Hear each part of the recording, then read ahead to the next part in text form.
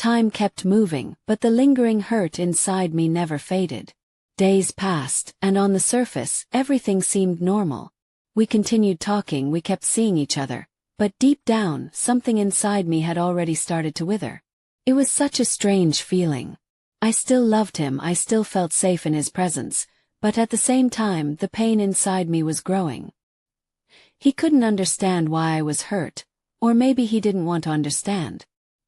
He expected me to forget what happened, to ignore it, to move on as if nothing had ever occurred. But how could I ignore it? I was just as broken as I was in love.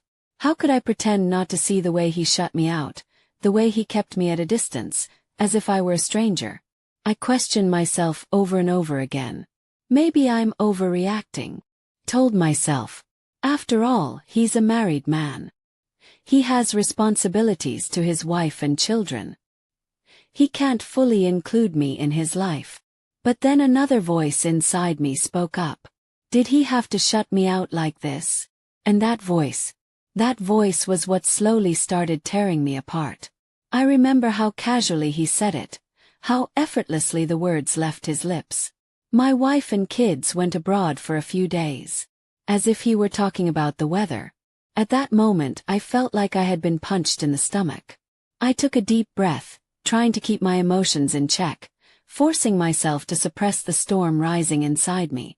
'Cause I knew, if I made a big deal out of it, if I reacted, he would see me as overly dramatic.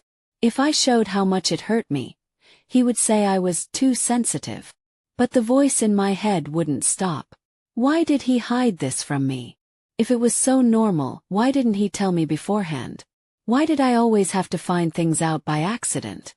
I kept searching for answers, and it was eating me alive. Did he hide it because he didn't care enough? Or was it because he didn't even consider it something worth telling me? I didn't know which was worse. But either way, one thing was clear.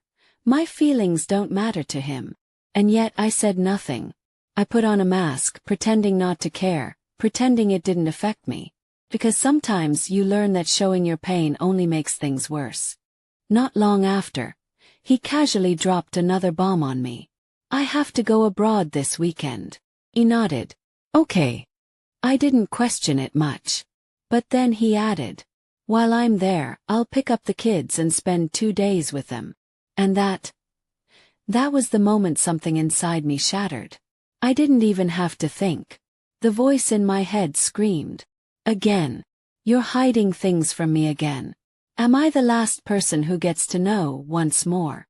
At first I stayed quiet because I didn't know what to say. I just kept replaying the words in my mind. I need you. I couldn't say it. Why do you keep shutting me out? I couldn't say it. I'm hurting, can't you see that? I couldn't say it. So I just sat there, trapped inside my own pain. That weekend was a nightmare. Our conversations weren't the same. The tension between us hung in the air like a heavy storm. When we talked on the phone, there were long silences. And that silence hurt me more than anything. He wasn't calling me as much.